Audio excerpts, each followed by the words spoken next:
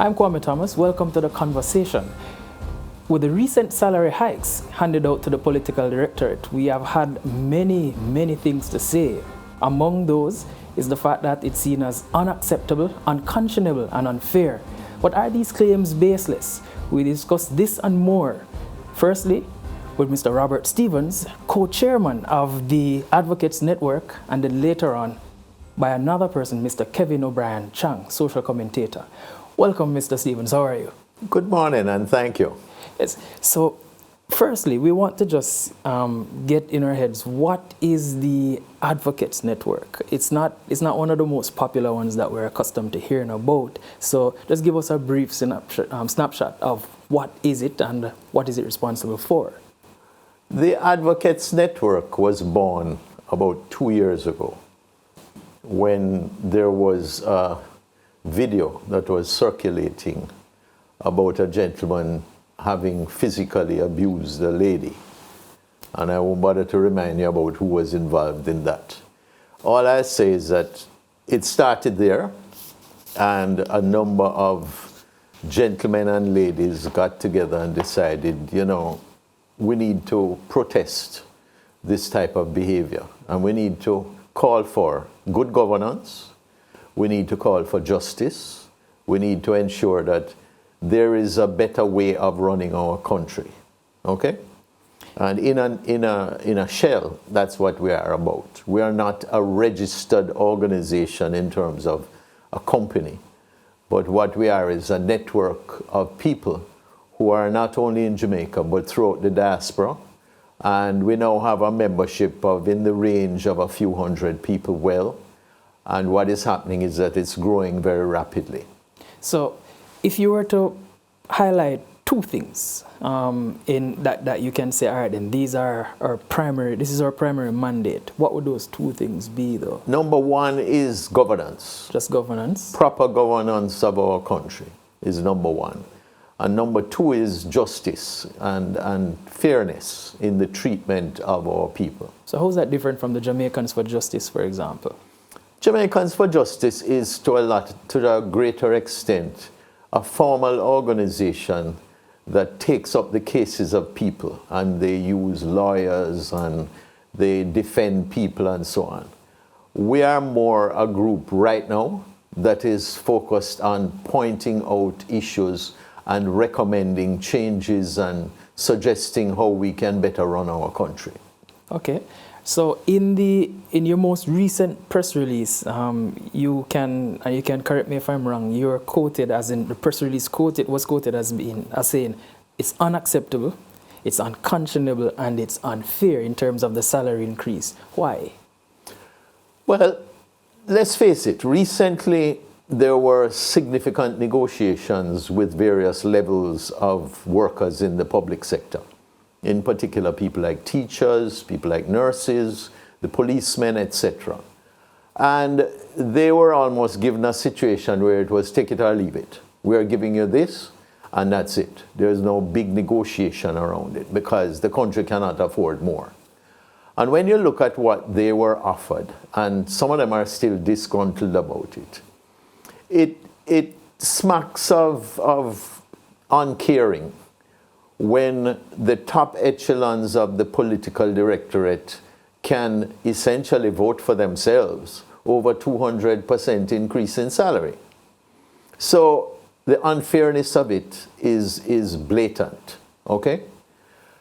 That's number one. Number two, when you look at comparative countries, whether in the Caribbean or in the United States or anywhere else in the world, we are saying that we are going to pay our people an attractive salary that is in no way related to our GDP or I don't know what measure it is that they're saying is fair, okay? The other thing is that in the circumstances we find ourselves in now as a country, we should be focusing a lot more attention on holding on to and improving the standard of living of people like our teachers and our nurses and so on, because those sectors are extremely important for us to retain people. What is happening is that a lot of our nurses and a lot of our teachers are changing profession or they're migrating. What would have been your recommendation, though, instead of this 200, as you put it, a 200 plus % increase? What would have been a good margin? Most other people in the public sector have received a maximum of 20%. You know, to jump to 200% overnight. But there are others who have gotten, for example, the principals. Yeah, Some but of the principals have gotten I'm saying as a 50. principle overall, if you're going to increase some people by 200% and some by 20, why not look at doing everybody 50% then? You understand? It shows that there is a lack of concern for the lesser paid and greater concern for the higher paid people in the system. So you get a lot of top echelon people who are being given significant increases over 100%, 200%, etc. The Governor General, I think it's about 300%, right? And you are giving people at the bottom of the scale much lower percentages increases. And therefore, what you're going to drive is a situation where a lot of the skilled people that we need at the level of teachers and nurses are not going to really be happy about the situation. Okay? And that to me is the unfairness. That is the unconscionable approach to giving raises of salaries to the top echelons. So you're saying keep it at 50% tops right across the board? I'm not saying that. What I'm saying is that there has to be more fair and equitable distribution of these types of increases when you're going to negotiate them. What has happened here is that they have negotiated with the lowest echelons first and given them a situation where they say, look, if we give you more than this, it's going to throw the entire economy off course. Okay? That was what was basically said. Well, one of the arguments can be is that those at the lower end are more than those at the higher end. So it's fewer persons to look at the top. Sure, but at the same time, you are putting a situation where it is looking totally unfair, isn't it? And this is one of the reasons why you're getting such a reaction from the people of Jamaica. But couldn't that be because there is a miscommunication or poor communication on the part of the government in terms of explaining exactly what are the reasons behind this kind of an increase? Well, I don't think that it is a question of communication. I think it's a case of being unfair. Having tied up the negotiations essentially with the people at the bottom end of the rung, you are now going to be saying, okay, fine, we've tied up everybody, we have given everybody an increase, we are now deciding we're going to give ourselves an increase as well. But our increase is not necessarily in line with what we gave to everybody else. We are bringing ourselves in line with private sector, and we are being paid fairly in comparison to private sector. The big difference with private sector and government is that in the private sector, if you don't perform, you get fired. So then the question now is it that you're saying that they're undeserving of this increase? Absolutely, absolutely. And so why then? Is it because there's no, as far as you're concerned, there's no measure for accountability? Where are the job descriptions? Where are the measures of performance? Where are the things where if you don't perform, can you be recalled? If you don't perform, can you be fired? What are the measures that you're putting in place? In other words, there needs to be accountability. And the accountability to date is what everybody has been asking for. And up to now, even though it has been promised, we have not had that accountability. But if we were to construct a job description for a member of parliament, and you were to put 4 things on that, what would those 4 things be, though? Because it's very complex and complicated. Yeah, but asking me to do that, right, is unfair. Let me tell you why. The fact is that the members of parliament and the various people in government, right, are employed to do certain jobs with respect to serving the people.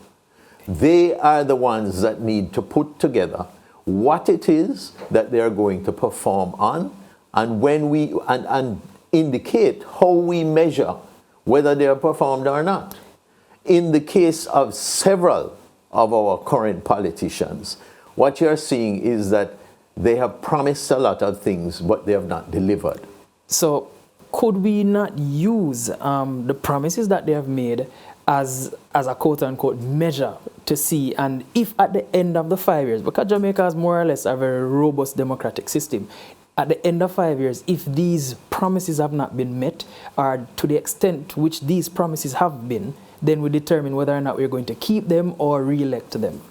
Agreed. And that is where you have elections, and you can make a choice. Fine. But the point is there should be checks and balances in between. Why do I have to put up with a member of parliament who doesn't deal with anybody in his constituency, doesn't do anything that is positive for the people, sometimes lives abroad more than in Jamaica, and then at the end of 5 years make a decision about him? Why can't it be after a year or two? Why can't we have checks and reports as to what the performance is? Now, there are some MPs, there are some members of parliament, and there are some people in government, including ministers, etc., who give regular reports and give indications of what they're doing. So a system exists The then. majority of them don't. So the issue then is to bring the majority in line with what these persons are doing, because you are someone who is not foreign to these kinds of system. You served at the UDC, you served at the Tourism Board, you have served on a number of other boards, and you must admit that managers are generally going to be paid more than line staff. And that's primarily because of the responsibilities that have been entrusted to you. And there are certain measures in place. But what if your organization doesn't have a broadly or a clearly outlined set of KPIs, for example? Does that mean that you don't perform? Because you have said it yourself. They can submit reports, they can do these things, and then the government or the public should, I should say, hold them accountable. How is that different from John Public and the politicians? No, I'm not saying I'm not saying it's different. The fact is this, that currently we have a situation where most members of parliament, right? And I'll say most because as far as I can hear, most of them do not make regular reports to their constituents, do not indicate that, look, here are the things that we are going to sit down and agree need to be done in the constituency. How many of them have a plan for the development of their constituency? How many of them actually achieve anything related to a plan that is built around the resources that are within the community, right? We need to get back to a stage where politicians recognize that they're elected to be able to serve the people who they represent. And they must work out with the people in their communities what it is that is best for the community. It's not something where you decide as a politician, this is what I am going to do, and you just do it without any consultation. But the other end of that discussion is also true. I elected you, and it's therefore my duty to hold you accountable. So you have either made promises or I have had expectations that I have uttered to you. So based on whether or not those expectations have been met or those promises kept, then I decide to either boot you or to keep you. Agreed, but why do I have to wait on 5 years? What would be a good There term needs for to be them? checks and balances and ways that we can recall a representative Yes, so when if you they're say, not performing. When you say recall, though, what would be a good term to recall? 2 years in? Every year they should be assessed on the basis of their performance, and at the end of the year, the people in the community have an opportunity to decide whether they will recall them or not. In other words, it's not necessarily something where you would have a person that is not performing kept in a position for any length of time. If they're not performing, the people are going to say, listen, move aside. All right, I see where that can cause a lot more problems than it would most likely solve, but I can't say anything about that yet. Let's go to the first break. This is The Conversation. We'll be right back.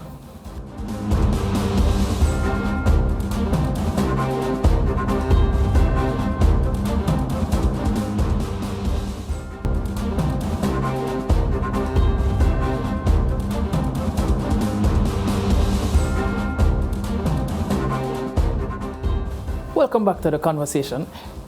So, Bobby, we just a while ago before the break, we were looking at the whole idea of a recall. And what I was about to say is that this seems to cause more problems than it solves. And this is what I mean. If, let's say, every year or every 2 years, because each electoral term is 5 years, correct? Now, let's say that in year 1, Tom Jones, MP, doesn't perform well and we get him out. That seems like another election, a by-election. What if the next one that comes in after next year, he doesn't do what is required as well? That we run the risk of having 1, 2, 3, 4 elections over, and those things cost money. So couldn't there be another measure, better measure that we can implement as opposed to just recall and voting them out? How would you fix that? Let me tell you the truth. It is not something where I'm suggesting that we have this on an annual basis where you can recall them. There may be some period of time that you can give them to correct a situation. But certainly, there need to be checks and balances. And when you look back at the detailed report that was done by Carl Stone and that committee in 1991, right? You can see where there were significant recommendations about all of these issues. What we have chosen to do is just raise and increase the salaries without reference to all the other recommendations that there were for the improvement in the management of our economy and the way that politicians are dealt with. Okay? So I think we need to look at that whole report and indicate which sections of it make sense, which don't today, and let us begin to look at a package. But not just to increase salaries and everybody smiling and say, boy, I get a whole heap more money than I did get last week kind of attitude. Well, both the Prime Minister as well as the Minister of Finance, they have stated that the idea behind this salary increase is to ensure that it's more lucrative, where you can attract the brightest minds, not just brighter minds, but the brightest minds to come in. So your child who is very brilliant would want to come into politics as opposed to going and working in private sector or going abroad even. So I think that, wouldn't you say that that's a step in the right direction? It's a step maybe in the right direction, but the timing as well as the approach where you basically cow down everybody at the bottom end and then you increase yours, as well as the fact that it comes without any checks and balances or any sort of indication as to how we are going to monitor performance. These things need to be added.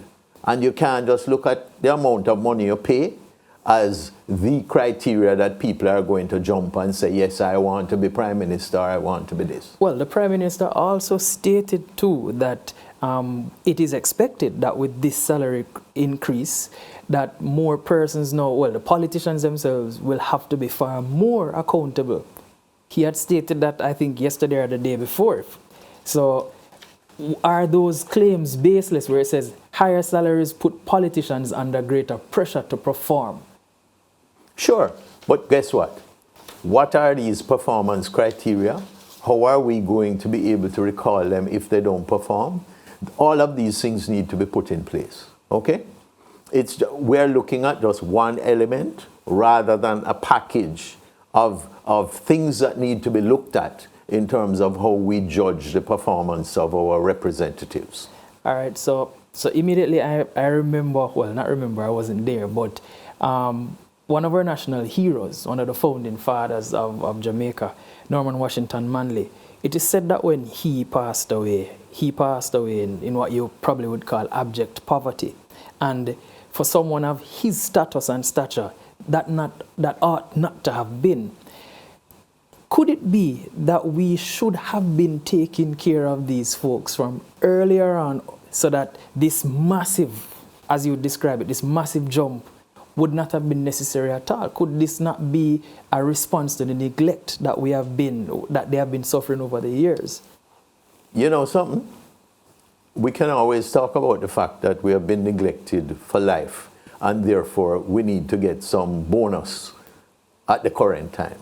But the timing, the positioning of it after you have basically told people at the bottom of the rung that, you know, all you can afford is so much, I think is just totally bad, number one. Number two is, as I'm saying, and I will repeat it, you have got to ensure that there are checks and balances. And some of these salaries, how can they be justified if you are not seeing the performance? So, there are some people who are now going to get a big increase, and we know that they have not been performing. Let's look at the role of an MP, for example. When the constituency development fund is exhausted, you might have someone who has a funeral. He or she might still go to the MP. It's September. A set of children needs to go to school. They have a need to go to school. They are going to the MP. Now, these MPs quite often do not go to someone else. Sometimes they might do, but other times it's not foreign for them to just dip in their own coffers, their own personal funds, to supplement the jobs that they have had to do. So could it not be then that these are some of the things that it should not have happened? You have a constituency fund, then it should be used for that. But it's not enough. Now, your salaries are naturally going to be used as well. Could we see that as something? Because how do you pay for that kind of gratitude, that kind of stress?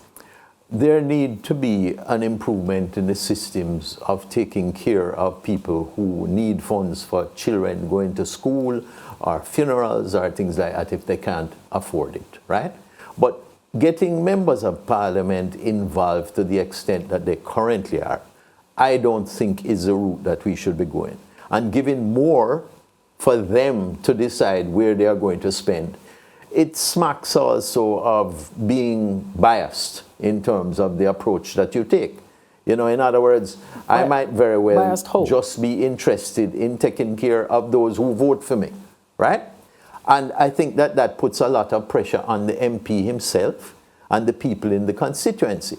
Wouldn't it be much better if there is a less politicized approach to the allocation of these benefits of the various constituency funds? Perhaps you tell me.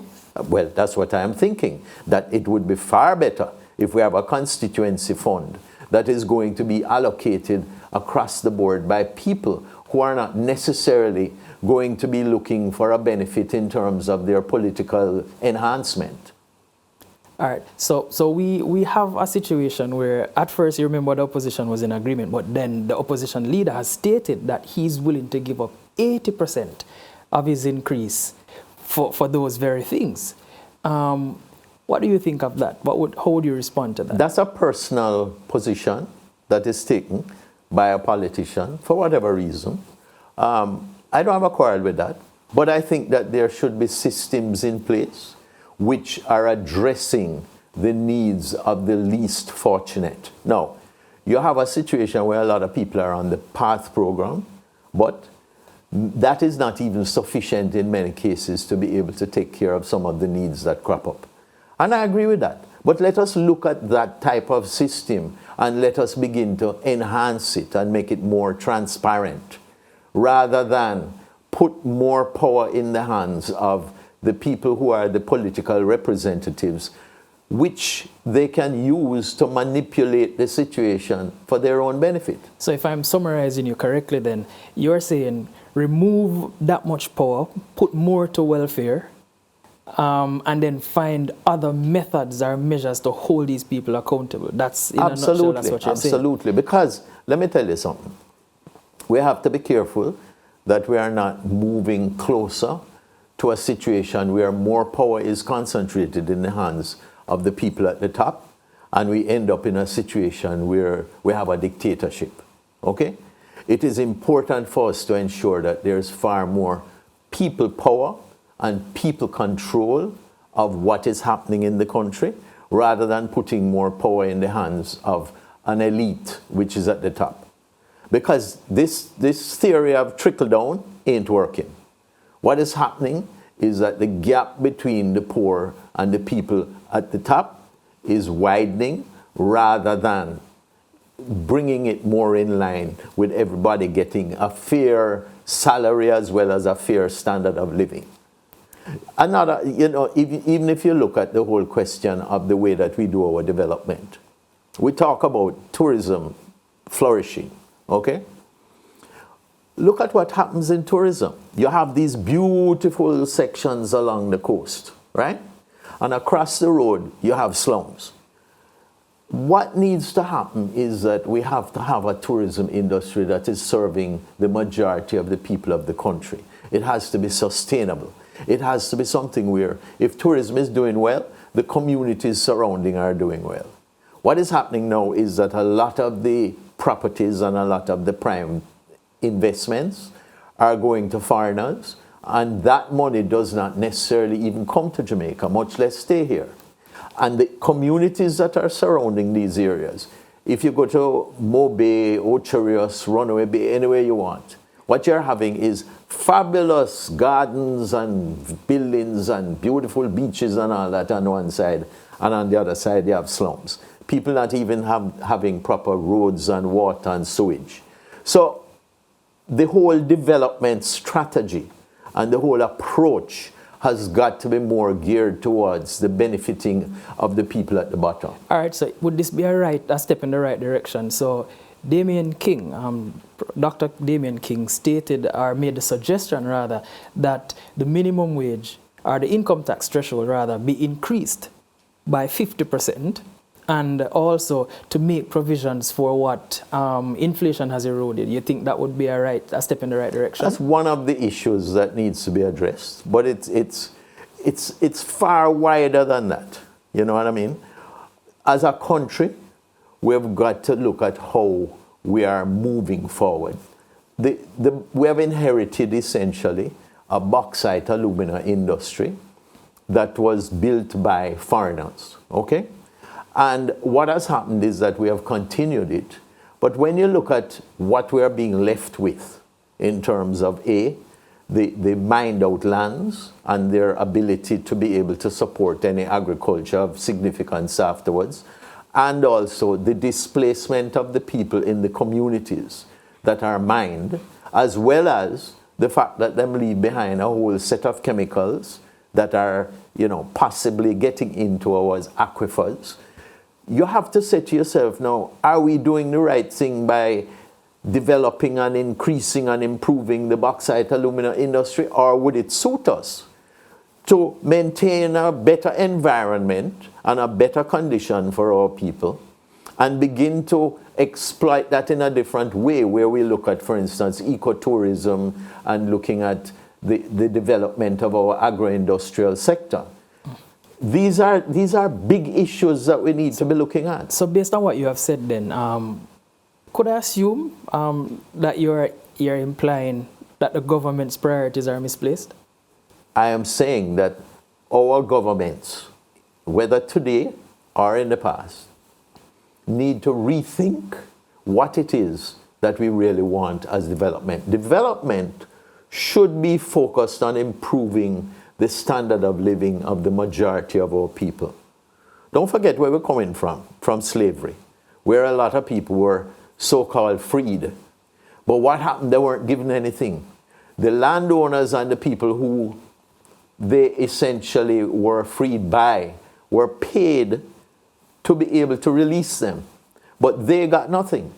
So that the level playing field that we have inherited needs to be leveled, and it needs to look at several areas in order to level it, including the fact that we need to demand reparations. So now, fast forward, now we're here and we have the disparities, the apparent disparities in the salary increases. What would be if you were to give me a suggestion or a solution, what would that be now? It's a total rethinking, and it starts with, for instance, our new constitution and the way that we are going to structure it, the way that we are going to set up leadership, how we are going to run our affairs. We have got to make sure that more people participation and serving of the people is incorporated into our new model for running our country. That's what I'm saying. Wow. All right, quite a mouthful. Thank you very much for creating the framework for us to have this kind of discussion.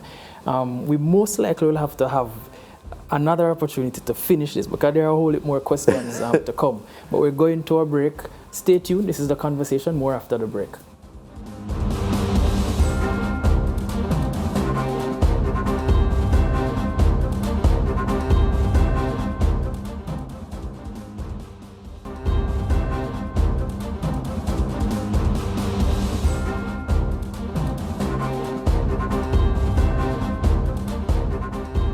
Welcome back to The Conversation. We have with us perhaps one in a million, one individual who believes that these increases that are given to the political directorate is actually fair and unbiased. That person today is political and social commentator Kevin O'Brien Chang. Welcome back, sir. How are you? Hi, what up? How things? I just wanted to, anyway, look for a quote when we're going to do it, which I quoted earlier in the previous show. I just want to give the exact quote. So I'm looking at some of the remarks that, for example, the Advocacy Network, they have stated that it's unfair, it's unconscionable, and it's unacceptable. The increase that was granted, or was taken rather, by the political director. What are your views on that? Okay, well, two angles first of all. The first angle I'll give is that it's not only the politicians who have gotten significant increases. If you look at let's look at the Prime Minister. He's got about 200% increase to 29 million. A little over 200. Yeah. The Chief Justice got the same thing. Governor General got the same thing. The top doctors got the similar things. So in each category, the top people, you have seen a similar shift in each category. Yeah, but that now, to just tell me the percentage right there, there's no context. There's no real context to that because, for example, the court, the judge from, and you can correct me. Look at the Chief Justice. Let's just look at one. Chief Justice. Chief Justice, when he demits office as the Chief Justice, he can't run back into his law practice. So he would need to be able to take care of himself. When these politicians leave their practice, or practice of politics, they can go back to the substantive role that they had before. Some of them can, some of them can't. Which position would prevent you, reasonably speaking, from, after practicing politics for however many years, it would prevent you from going back into your own practice? Let's look at the Prime Ministers. How many Prime Ministers have gone back into work? Most of them have kind of retired after. I'm just looking at the reality. That might be a function of when they entered politics. Well, we don't know that, but the Chief Justice usually retires when he reaches retirement age. I don't have a real argument. But I'm just looking at the fact, the reality, that in each category, it's not the politicians alone that have gotten significant increases. The whole public structure restructuring we saw, most of the top people got the similar type of increases. And as we were told, it is a thing from Michael Manley days, there's a triangle, a structure, which was originally set up. And because of the dollar going flying and inflation, it has gotten out of kilter. So they're just rearranging everything back. It's like a triangle with the Lego blocks. And it's crap and break. You're just building it back.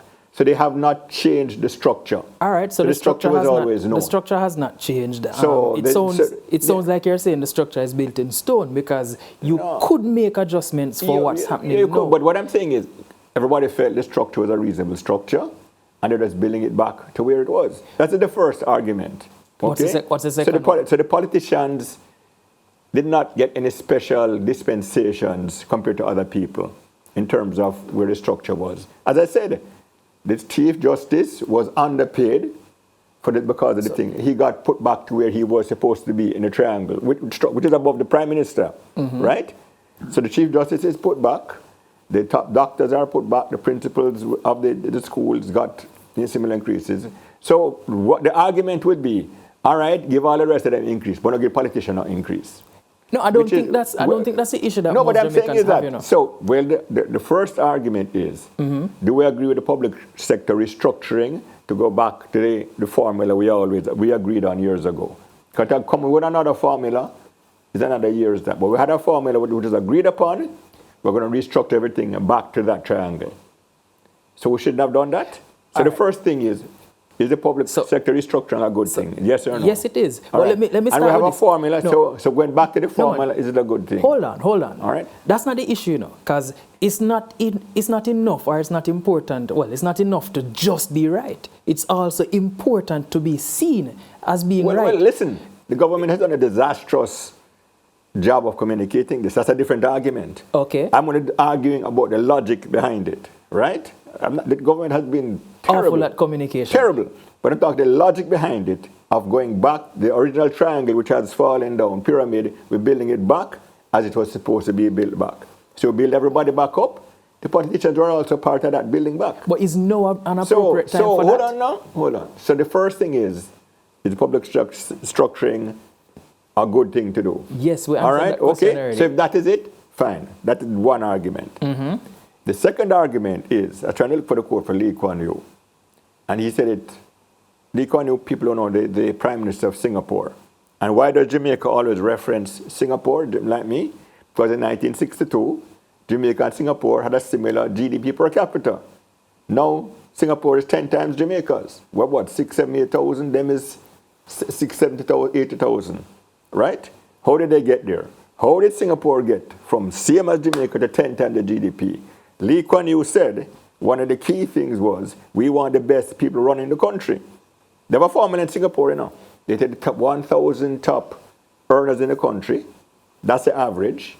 Take out 40% for public service, and that's the salary of a minister. So question then, is it enough? Let me finish the argument, right? So that is Lee Kuan Yew's argument. He said, if you don't have the best people running the country, it can be a disaster for the country. The prime minister, the ministers, they decide if they make good decisions, the country prospers. So Kevin, hold on now. Is this a reflection of that? Wait a minute. He said if you have the prime minister and the ministers make good decisions, the country prospers, as Singapore has. If they make bad decisions, the country can go down the drain. Jamaica has gone down the drain, but we haven't prospered. So he says, his argument is we cannot afford not to pay to get good ministers because the public sector, the private sector competes. If a man can get a good job in the private sector, and I get 100,000 in the private sector, let's pick a number, and I go public sector and it's 20,000. I'm not going to do it. He said you got to get good people, you got to offer them competitive salaries, and his argument was the consequences of having bad people in government are so disastrous for the country that if they fail, the whole country fails. So that is his argument. And Lee Kuan Yew, and it's a good question. It's a good argument. He comes from an angle of success, and I always say, if you want to be successful, you got to look at his model. You got to copy success. But my question, that is the people. You say I am 1 in 100. Yeah, that is my main reason for agreeing. The two reasons are one, there was restructuring, and second of all, the logic is there. If you don't pay your top people good, then Lee Kuan Yew has had a I don't know if he said it, did he? You pay peanuts, you get monkeys. So move from there now. We look at the current crop of politicians that we have, and I'll ask you a question. Why do you think persons now, here and now, go into politics? That's a good question, you know. Just the other day, politicians on Twitter, you have to do this and do that and do that and all that. And I said, well, hey, we appreciate the guys doing, you know, in the struggle. But if it's so tough, if it's so rough, it's so hard, why do you guys do it? Nobody's holding a gun to your head. So I challenged her, said, write an article, explain to the public why you do what you do. I would like to understand too. But I'd say this much. A country has to be run. Yes. And if you have no politicians, you have a disaster. And I'll tell you this, politicians are a special breed. My analysis, you have to have a special personality for politics. You got to love the limelight. You got to be first of all, you got to be a people person. But if you don't like people, you're never a good politician. We have some guys in Jamaica who have seen it. They're not that, and they try going to politics, and they fail. You have to like people. You have to like the limelight. You got to have a big ego. And you have, first of all, you have to say, I think I can make a difference. If I go and do this, I want to become prime minister. Why? Because I think I'm better than anybody else. I can run the country better than anybody else. So you have to have a big ego, right? And they go into it, and let's face it, much as I cuss politicians, this and that, I know they're getting in the struggle. They're in the forefront, taking the bullets. No. I'm just chatting here, running my mouth. No. So I have to admire people for going into it. And it's risky. Lee Kuan Yew said this too. It's a very risky profession. You're going to it, you spend all your time 5 years of trying to win, boop, you lose. 5 years of time wasted. If you don't reward people for the struggle at the end, no reward, who's going to go into it? But the thing is, why I ask the questions that I've been asking is I'm looking at the fact that right now, politics in Jamaica is still relatively attractive because persons are still going into politics. So I'm saying... but as I say... You're saying that think of the risk, they're not able to attract the bright... Because the Prime Minister said it to me, you needed to attract the brightest minds. What was a...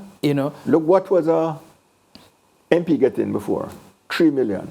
Something like that, right? Yeah. 20,000 US. Okay. The same guys, you talk with them, and most of the MPs I know, they're highly intelligent, highly qualified people. So that means they're still attracting bright people? Yes, but a lot of them who might want to go, drop out. Not all of them are bright. I didn't say all. But a number of them are bright. Bright enough. Right. A number of them are bright. And some of them are not bright at all. You listen to them talk, let's be blunt. Some of them can barely articulate a sentence in English. Some of the MPs, I've heard them talk. Yeah. You listen to them and they can barely articulate a proper sentence in English. So the education level is clearly not high. I'm not being classist or prejudiced here and all that, but there's a reality that a certain level of education, you can, put yourself in a certain way. And you see some of them, and they say, hold on, this person is actually responsible for how much thousands of people, the welfare of thousands of people, they are a result of making our laws. I would say in Jamaica now, maybe 1/3, I would consider, or let's give it half. Highly qualified, intelligent, and all that. But half of them, I don't think so. And also the risk is, it's a risky profession, I run 5 years of my time to win the seat. I spend in there. Books and lose. 5 years of the time wasted. No, but that's a choice that you have decided to make. I agree. It's a choice. Yeah. You have to make. But you want more people to make that choice. You want more. I talked to a young lady at university, at UWI. I said, how are people taking this thing? I like to ask her around. She said, well, them are cost, but all of a sudden them are saying, wait, you need to go into politics now. So all of a sudden, the mindset changed. So look at it this way. People will say, maybe more educated people think, maybe I should go into politics. No, and that's what you want. No, but the thing that's what you want. The issue that you're having... But then a monkey money that may not waste my time. The issue that you're having now, is that, yes, it's attractive. Not right now. No, I'm talking about the new salary scheme. It's more attractive. Let's use the word. Yes, it's more attractive. No, let's use the word. It is more attractive today than it was yesterday. But no. Is that a good thing? It means that... Hold on. Yes, it's a good thing. Is that a good thing for Jamaica? It's a good thing, but that's not the issue. Answer one question first. Yes, it's a good thing. Is it a good thing for Jamaica? Yes, it's a good thing. That it is politics is now seen as a more attractive profession. Yes. All right. So there's a positive. It's not all negative. So no, my question to you. Positive. No, my question to you. It means that it will attract everybody. More educated people. Everybody. So let's not pretend as though, so it's more attractive, so only educated persons are going to come. Everybody will come. Everybody will come. And the public makes a choice. But remember, politicians, listen, hold on, Kevin, hold on. MPs are lawmakers. Putting in place? No. What measures are we putting in place to ensure that we keep the brightest minds and we hold those who are there accountable? That's the issue that people have. And don't tell me about 5-year elections. Hold on. This is where I'm going. But listen, I am not saying how the government has gone about things is right. I'm talking about the theory. What are you saying? The theory is correct. You're building about the pyramid. Your logic is 100% correct to me. But Andrew Holness, 2015, promised job description letters, right? So these are the job descriptions, the KPI, key performance index, and all that. Politicians will promise all the time. So I'm saying, before they came with this increase, they should have come with that. The Prime Minister should have come with the thing. Let me get you wrong. No, hold on. The theory has been right, but the government... We're going to a break. No. The government has not executed properly. All right. We'll be right back shortly after the break. We're looking at accountability. This is a conversation.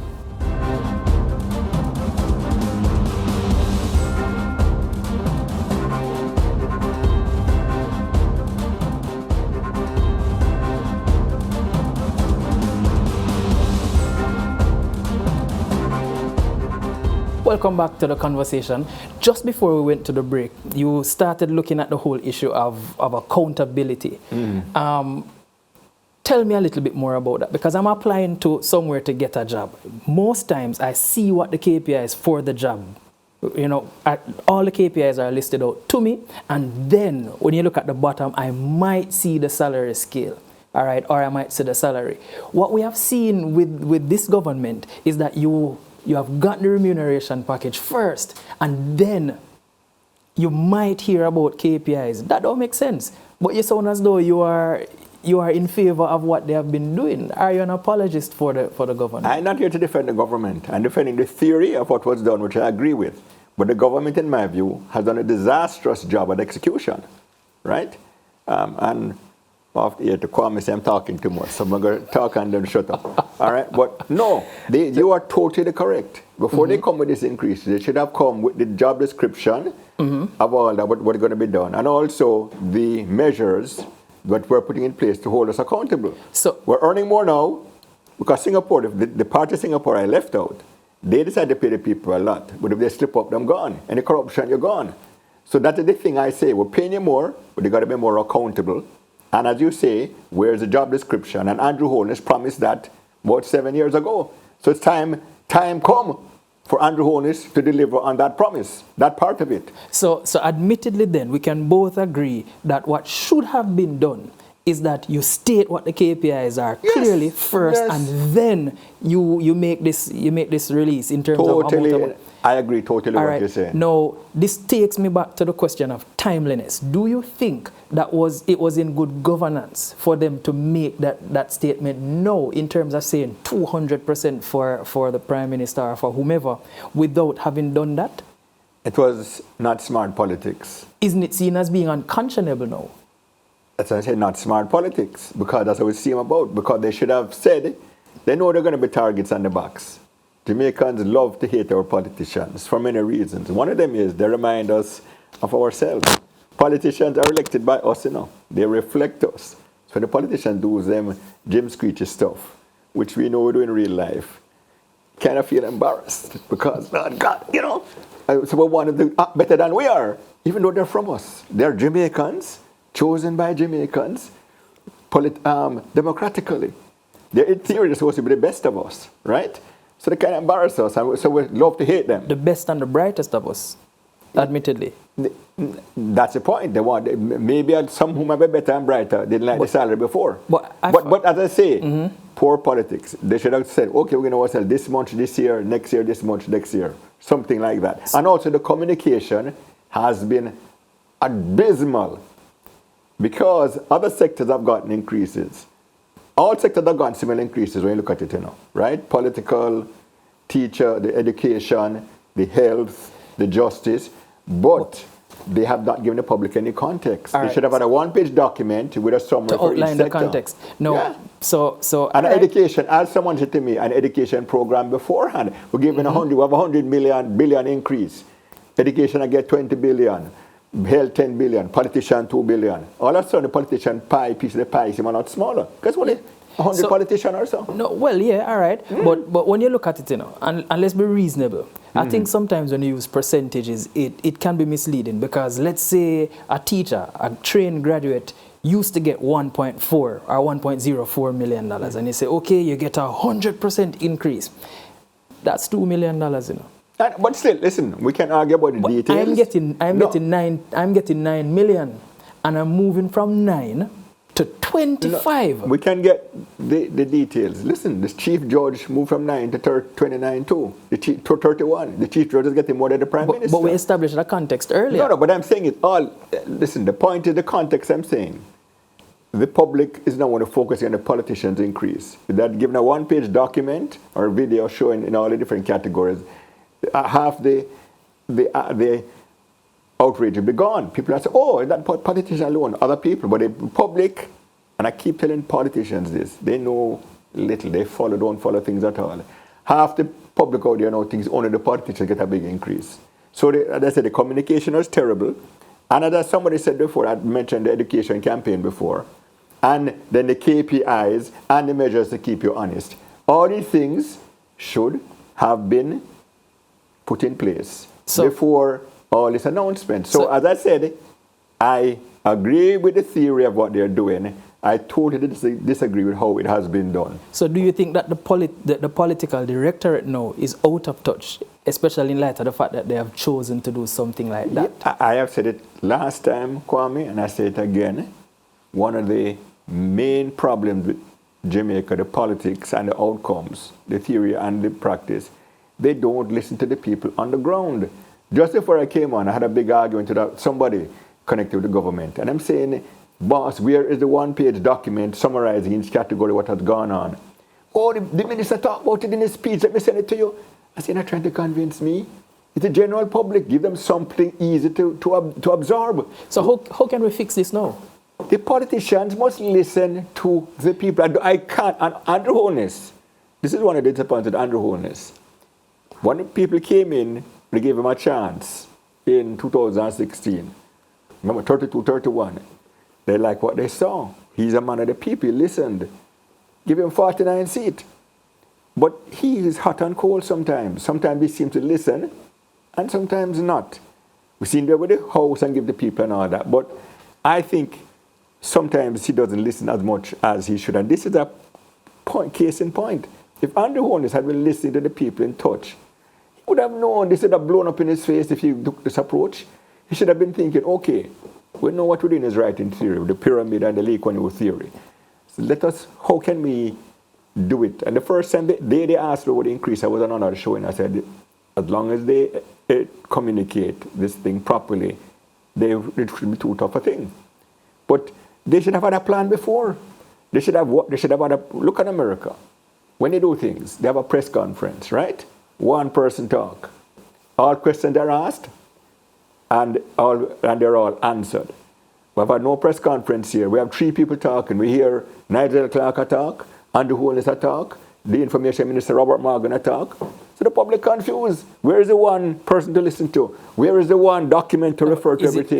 Where is the press conference? Is it that they're saying 3 different things, though? No, they're not. Because if they're saying the same thing, no, but the public, you have to remember, I keep telling the politicians this, the people are very busy. I don't have time to focus on this thing. So I hear bits and pieces.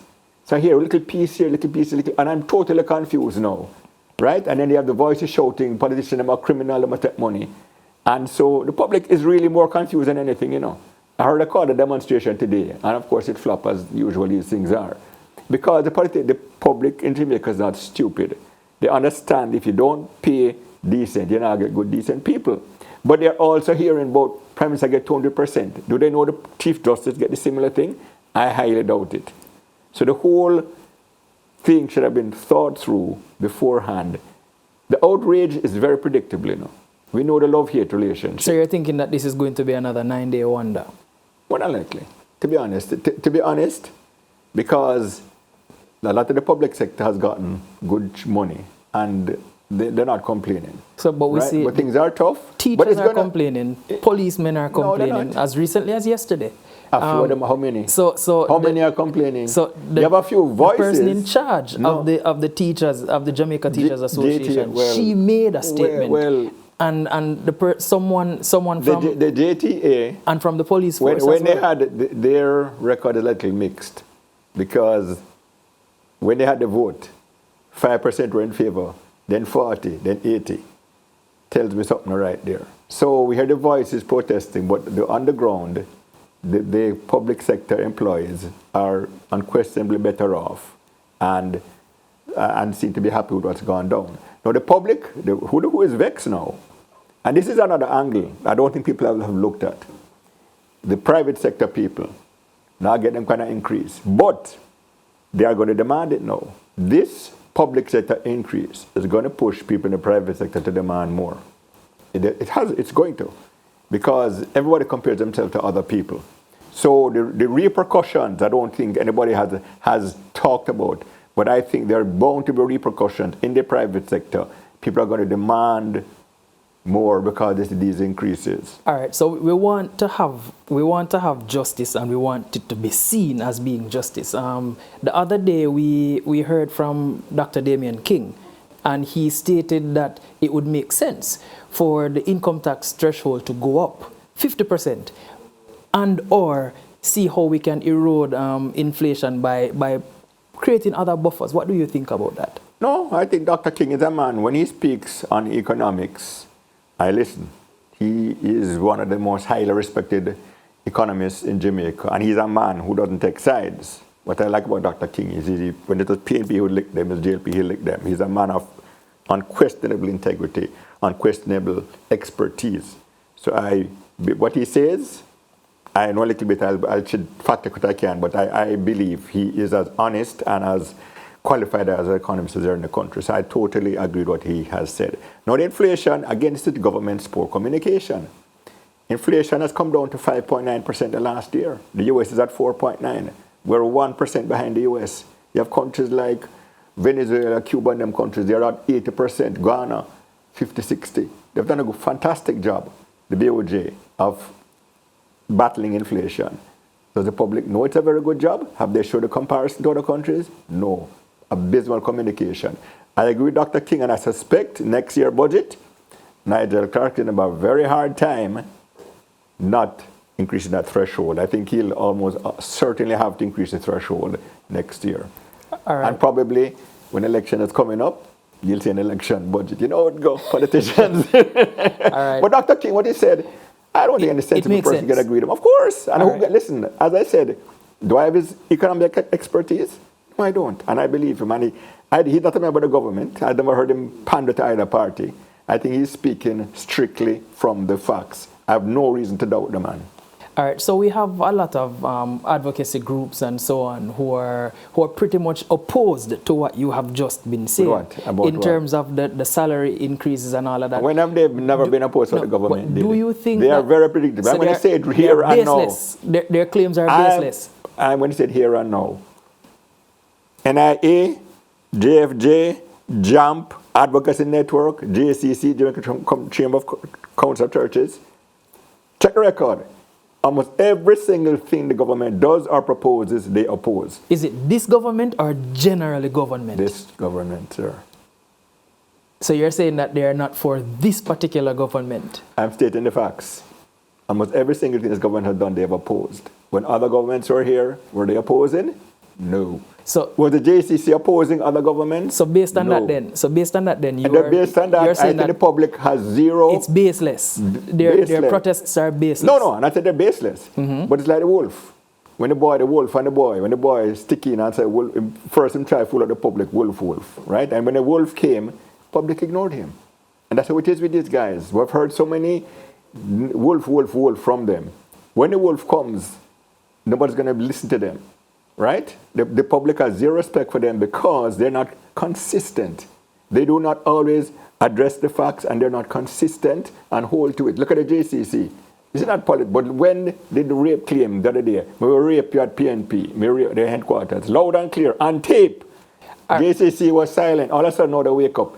I have no respect for these guys. All right. The public, the PSOJ and the JMA now, they want their business interests, but they generally speak for the public interest. So those guys I will listen to. All right. So it was stated the other day that the opposition leader has stated that he's interested or he is willing to forego 80% of his increase. What do you think about that? What is he worth? Well, how much does he make from his investments a year? What is interesting is that in Parliament... No, you're looking at his worth as opposed to what he's about to get. I'm looking at Julian Robinson in Parliament said, I have no problem with this. And Nigel Clark said, I take that as a just of agreement. Mr. Robinson didn't answer. There was consultation with the PNP before. The government could never make these changes without consulting with the opposition. Clearly, they agreed. Yesterday on radio, I heard the mayor of Savlamar, Bertel Moore, something like that, and he said, everybody I've talked to is very happy about these increases. So when a man is worked... You're saying that the opposition is disingenuous? Sir, when they say one thing in the parliament, and then another statement comes out, what can I conclude? And have I heard a single elected member of the PNP said we're against this? I've heard non-elected members. And one man, Dayton Campbell, he's on the Electoral Commission. He's gone from 9 million to 20 million. But I'm okay with my increase, but I don't want the elected man to get no increase. And Mr. Golding, I'll only say, how much is he worth? what is that increase to him, to his net worth, his investment? Proven. Listen, I'm not playing politics here. Speaking clean facts, so people don't get me wrong. He is a director at Proven Investments, one of the biggest banks in Jamaica. So you're saying that he's able to forego that? That's what you're saying? Draw your own conclusion, sir. No, I'm asking you what you're saying. Well, what do you think? When he's the director of one of the richest, biggest banks in Jamaica, this salary increase is not much to him. A man who doesn't have that kind of bucketive, this can be a big thing for him, right? And I haven't heard a single elected PNP person lick out against the increase yet. I've heard the non-elected people. Well, Mr. Golding is elected, but we know, as I said, given his background. And I heard the mayor of Savlamar say it, my own ears on ear, so everybody I've talked to is very happy with the increase. And as I say, I want to, Dayton Campbell going to quit his job. He's going to give back his $9 million at the AOJ or the Electoral Commission. Who is this big spokesman, protest, his name was on the thing. It's hypocrisy. And as I say, show me an elected PNP member other than Mr. Golding who has rejected the increases. So listen, sir, I'm a person now. You know what they say? Who am I going to believe? Me or your lion? You are my lion eyes or ears? I hear and say something. I take it at face value. I hear these elected guys said, we're glad for this. So we hear them say the PNP is against it. Which PNP? I'm not playing politics here, I'm just stating the facts. Wow. Definitely lots more to consider, because you have looked at a number of things. There are far more questions now than there are answers. And you know, in summary, because you have about a few seconds before we close, how can we fix this in short order? If as the government, yes, get a press conference, get a one-page summary people can grasp the context of everything. Do a YouTube, TikTok video off of that one-page summary. Communicate with the people. What you have to say, what are the people thinking? What are their mindset? How can I reach people and show them what is good for the country in the long run, which I believe. But they have to do that. And as I said, those three things I think would help. And the education. Some might say it's the horse gone through, you close the gate after the horse gone. But the other thing is better late than never. All right. Thank you very much, Mr. Kevin O'Brien Chang, for this robust discussion. There you have it. Thanks again, Kwame. I have a couple seconds I've been in. I like the interaction. I hope I'm not too aggressive. No, man. It was all in good spirit. All right, okay. So join us next time for another robust discussion and the conversation. I am Kwame. Have a good one.